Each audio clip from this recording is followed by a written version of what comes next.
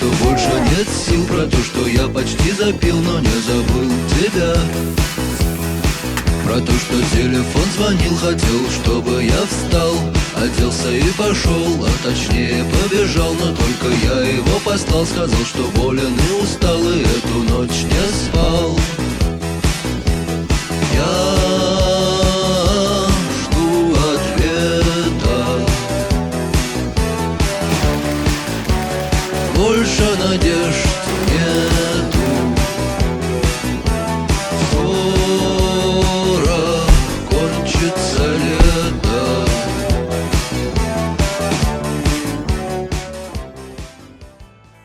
This is not a Minecraft texture. It's not a digitized version of Babushka's leftover broccoli cheddar chicken soup.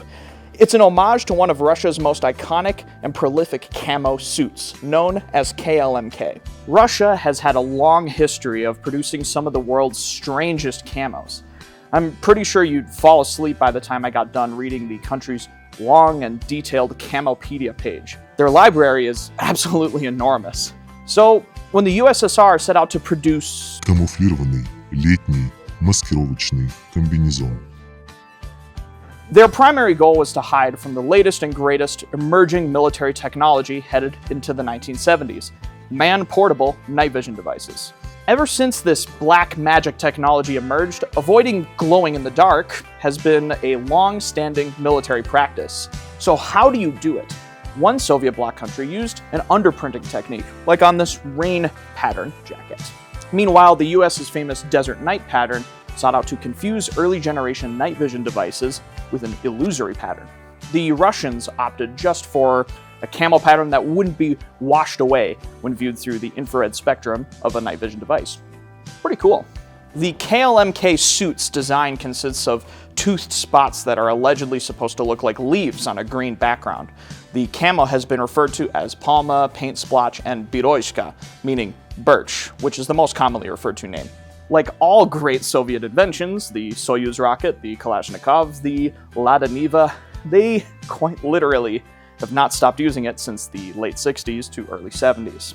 But where KLmk caught the attention of the world was primarily in the Soviet-Afghan War. Even though most analysts knew there were thousands of Soviet troops in Afghanistan, last week's coup d'etat caught most of them by surprise. The Soviet invasion of Afghanistan. Some say that Soviet forces now are in complete control of all major towns and highways. The Soviets are moving units out to other parts of the country where there are reports of heavy fighting against the Soviet forces. A conflict that would prove once again, that the Hindu Kush Mountains and its countrysides were the graveyard of empires. Too bad we didn't take that as a warning. When this camo made its debut in warfare, it mainly came in the form of a one-piece oversuit, produced in the absolute millions by the Soviet Union. The result of such aggressive production meant the overall quality wasn't great, but the original suit did have features like being able to reverse and show a darker colorway on the inside. That KLmk onesie was in a weird spot. It was hot, stuffy, and made for some pretty strange practices in the field. Troops would literally wear the suit, their skivvies, and pretty much nothing else, and it proved to be fine. Its Soviet awkwardness couldn't quite be shaken, however. It had oddly short legs to compensate for the tall, standard-issue boots of the time, and very minimal sizing selection. In the late 80s, they switched to a two-piece design to suit more of the hot weather capability that troops were already trying to achieve with the onesie. If that sounds a lot like the Gorka suit, well, you'd be absolutely right. In fact, the Soviet-Afghan conflict is what gave birth to the Gorka suit, meant for much colder operations in the mountains. When we made our Gorka suit, we made quite a few tweaks, and it resulted in a suit so good that instead of trying to fix KLmk, we put Berezka on our Gorka instead. It's a massive love letter to both suits, and a much better looking one at that. All that said, if you're not a big history nerd like we are, you're probably more familiar with this camo after seeing it somewhere else. It made an appearance in Metal Gear Solid 3 as an unlockable camo for the main character, Naked Snake. It appeared on various Russian goons in Metal Gear Solid 5, and it appeared relatively accurately in Call of Duty Black Ops on the Spetsnaz team. And speaking of Call of Duty, we have an unlockable perk for you if you go to commandostore.com/pro. For absolutely free, You can sign up for Commando Pro and get exclusive content in your inbox, a permanent 1% off coupon that auto-applies at checkout, and you might also get some extra lunge distance as well.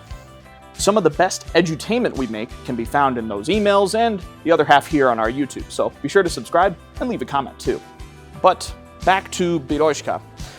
You're gonna have to hear us out for this next thing. This camo also appeared in Red Dawn. Wolverines! Technically, but not the one from 2012. We don't talk about that one. If you're unfamiliar with the classic action flick somehow, the premise of this mid-80s banger is that the Soviet Union and a few of its satellite states coordinate an invasion of the United States. We won't dive too deep into the details or the plot, except for one point. There's an eye-catching camo that the teenage clan of Wolverines captured to use throughout the crescendo of the film. This so-called Red Dawn camo that appears in the film isn't a real military camo, but if you've been paying attention, you might notice that it bears a resemblance to the camo this whole video is about. During the production of the film, prop and costume makers looked at blurry TV broadcasts and poor quality photos to attempt to discern what the Reds would wear in their invasion, and the Soviet occupation of Afghanistan was in full swing. Lo and behold, KLmk reared its digitized leaf-patterned head. Again, we'll remind you that this KLmk suit was absolutely everywhere in the Soviet bloc, so it'd be easy for prop masters to find, right? But apparently not. Gear from Russia has always been notoriously hard to find here in the USA. Nowadays, it's because NATO is in a standoff with Russia, and there's trade embargoes aplenty. To actually get gear from Russia, you have to scour the internet on sketchy websites or work within the corrupt network of goods sneaking its way over the borders to neighboring countries. Trust us when we say we might have experience there. In the 80s, much of the same problems are present without the same solutions. The Cold War was in its hottest period to date. But without the HD photographs or videos from the front lines like we have now, prop masters had to do their best squints and make their own KLmk-inspired camo from scratch. The result was legendary. It looks so awesome on the big screen that people are still making rolls of fabric based off of the movie to make into gear. We should try that sometime. For now, we're definitely intrigued with the storied history of KLmk. Not many real military camos from the 1960s are still being produced by the military and used today, as far as we're aware, and we had the perfect spot to put it. With this run of our Gorka K2 suit, we're doing an homage to the KLmk suit. But that's not all. We have a lot for you to read on the site if you want a more detailed look at the actual suit itself, and you can learn more about the general history of the Gorka. We go over how we started making them and the changes that we've made to make them the best Gorkas on the market. For now, keep your eyes on the skies for Soviet invaders, and we'll see you next time.